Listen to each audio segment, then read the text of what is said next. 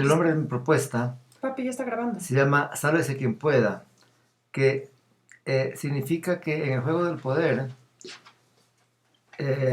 realmente es un juego peligroso, es un juego que hay que jugarlo bien. Ahora procedo a leer el texto. Introducción. Pretendo explicar 100 años de soledad en clave de juego de poder. En el microjuego de Macondo se repite el mismo mecanismo que en el macrocosmos. Latour nos da algunas claves para comprenderlo. Desarrollo. La espléndida descripción de Gabriel García Márquez en 100 años de soledad retrata el concepto de Latour en cuanto que la ciencia tiene la característica de ser magia para el que no conoce sus secretos, pero es información generosa, poderosa, para el que la administra para sus fines. En este caso, José Arcadio es el típico hombre del pueblo de la periferia, el otro, que queda deslumbrado por la tecnología, pero que no tiene ninguna base cultural para poder entender cómo y por qué funciona. Y por lo tanto, esta no deja de ser un instrumento de dominación y coloniaje del que sí lo sabe. Más bien, este tipo de progreso resulta perjudicial para el buen desarrollo humano de tales personas o comunidades que deberían ver con sospecha estos supuestos adelantos que pueden ser peligrosos.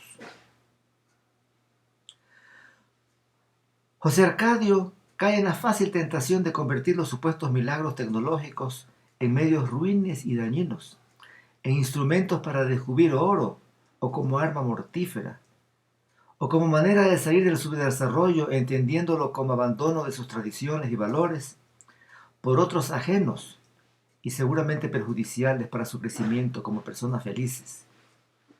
Gran parte del conocimiento ha nacido bajo la tutela de oscuras ambiciones guerreristas. De aquí viene la aspiración de la migración del campo a la ciudad, produciéndose una congestión urbana que rebaja a las personas a modos subhumanos. 1000 veces era preferible el campo y la naturaleza que la ciudad con sus contaminaciones y males. Macondo es un paraíso, y José Arcadio hace todos los esfuerzos para salir de él. No está contento con su sosegada vida pueblerina y se deja engatusar con mucha facilidad por la tentación del progreso, por el conocimiento, entre comillas, dejando de lado lo más importante, que son los valores, lo que vale al final. El precio que paga sería aceptable si este conocimiento fuera producto de un desarrollo propio, es decir, que haya crecido con él, si fue parte integrada a los valores. Pero es negativo si es impuesto como arma de dominación. Es así como ha sucedido con los países que hemos copiado sin reflexión ni crítica, modelos de vida alienantes. La palabra progreso tiene sus bemoles. Por otro lado, García describe no solo la influencia del centro del poder externo sobre Macondo, sino que este mismo modelo de explotación se repite en esferas más pequeñas, entre el pueblo y la capital, y dentro del mismo pueblo, en el cual se hace sentir la influencia de José Arcadio sobre el resto de la comunidad. Él se siente poderoso cuando sabe. Lo cómico del caso es que en realidad no sabe. La palabra cómico es una trágica ironía, ya que el drama del poder como explotación resulta fatal en el plano humano. Centros de poder son los países fuertes y periferia los países que son el backyard de estos. Se nota que Macondo está todavía en una fase de coloniaje porque depende de la ciencia que viene de afuera. Centros son las ciudades en comparación con el campo. Centros son los caciques del pueblo en relación a los más pobres. Centros son los hombres en relación a las mujeres. Es el caso de Úrsula. Centros son los padres en relación a los hijos, los profesores en relación a los alumnos, los empresarios en relación a los obreros y los políticos en relación a los ciudadanos. Es un patrón que se repite en toda relación de poder. La comparación con Bruno Latour resulta evidente. Se repite como un vicio el modelo de conocimiento es poder. Lo que no es malo si viene de adentro, repito. Es el caso de La Tierra es redonda, de Arcadio. Pero es perjudicial si viene de afuera y no se conocen sus secretos. La ciencia como fundamento, mientras haya una base educativa que les dé soporte y comunicación, tiene su razón de ser. Mientras haya una comunicación entre la periferia y el centro, que permita su constante acumulación y desarrollo. En la narración se cuenta cómo Arcadio elabora un detallado escrito sobre las propiedades de la lupa como arma, pero en su caso no tiene valor como información científica, sino como parodia, como chiste. Para que se forme ciencia, es necesario que haya documentos, acumulación en un centro. Caso contrario, la sabiduría y la información se pierden en los meandros de la historia. Solo desde un centro de poder se puede acumular, comunicar y extraer los beneficios tecnológicos que son su resultado práctico. La característica de la ciencia es que la información debe fluir, de tal forma que la mayor parte de las personas puedan aportar algo. Por eso es móvil y combinable. Por otra parte, la información debe ser inmutable, es decir, no puede cambiar a menos que se demuestre lo contrario. Además, no cambia porque está restringida, anotada, clasificada y archivada. Este mismo hecho requiere una importante coordinación económica y material para guardar y cuidar, y esto implica un enorme despliegue de esfuerzo humano. Por eso los centros de ciencia y conocimiento coinciden con los grupos de gran poder económico y social.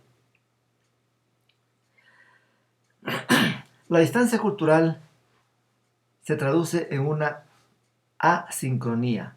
Por su mismo aislamiento, Macondo vive en otra época, casi paradisíaca, inmóvil.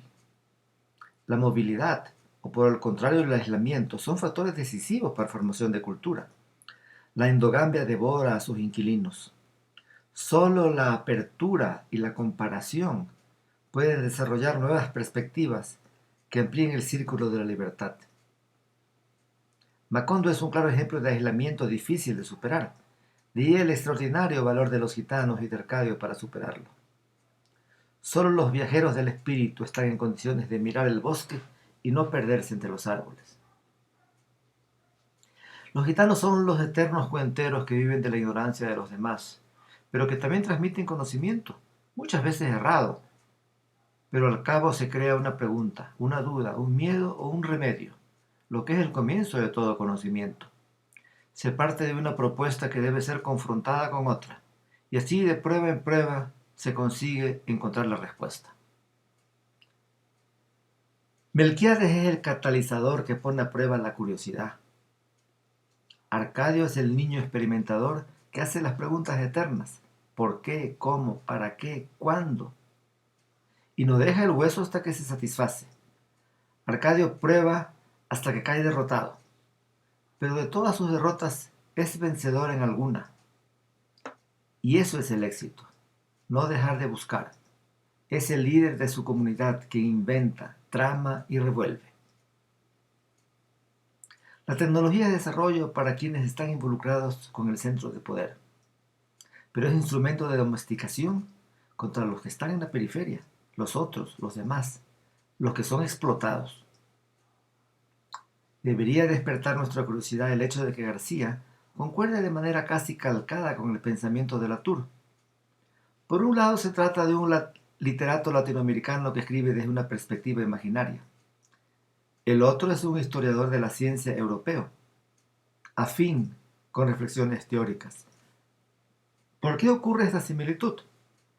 Porque los dos están viendo claramente desde un punto de vista opuesto, el uno desde la periferia y el otro desde el centro. Además, los hechos humanos son revelados de forma intuitiva. El ejemplo es cómo Arcadio descubre la redondez de la Tierra luego de sesudas cavilaciones. El buen sentido es respetable cuando es respetado.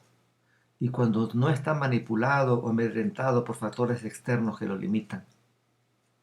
Por esta razón es respetable la visión límpida de los niños que no están siendo manipulados y pueden ejercer una reflexión sin prejuicios hasta que la sociedad se encarga de domesticarlos. Por esta misma razón la mentalidad nativa nos parece a ratos infantil, pero tiene la cualidad de una visión original. La esencia del científico es preguntarse todo, pero así también lo puede hacer el ordinario hombre de la calle cuando no es parte del rebaño, cuando se atreve a pensar.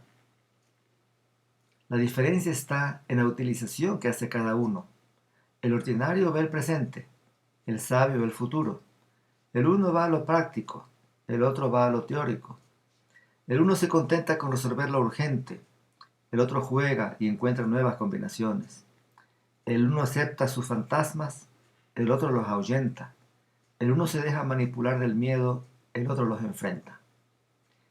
Quisiera señalar, finalmente, algunos de los mecanismos del poder que se reflejan tanto en Cien años de soledad como en el texto teórico de Latour. El poder no piensa, actúa. No tiene moralidad, es cruel, es económico. Usa como instrumento todos los medios que tenga a su alcance. El poder se transforma, se disfraza, muta. Su única misión es sobrevivir y heredar. Usa el sistema de acumulación, crisis, mutación. Recordemos a Kuhn. Abusa de quien se deja abusar. Se autoalimenta. El poder ama el conflicto, la guerra. Es pura pasión diabólica. Recordemos a Zweig. El poder tiene infinita paciencia. Es egoísta. Dirige todas las actividades de la naturaleza, incluso al ser humano, la conciencia y el conocimiento. Es móvil, inmutable y combinable, tal como lo aprendimos de Latour. Se repite desde el macrocosmos hasta el microcosmos. Se retroalimenta de la periferia. No tiene un centro, sino muchos centros. Siempre escoge el placer, y si esto no es posible, escoge el mal menor. Su mejor arma de defensa es el conocimiento. El arma del pequeño es la unión, el arma del grande la fuerza, el arma del hombre la razón. El poder es un juego de fuerzas. Es la guerra de la vida contra la nada. Conclusión. El conocimiento es la base de la humanización, pero requiere un gran esfuerzo y se puede volver en contra si es instrumento de poder. Preferible una relativa pobreza y sencillez de vida que una apariencia de desarrollo que depende íntegramente de un centro de poder ajeno y al cual alimentamos como a un pulpo. Sálvese quien pueda.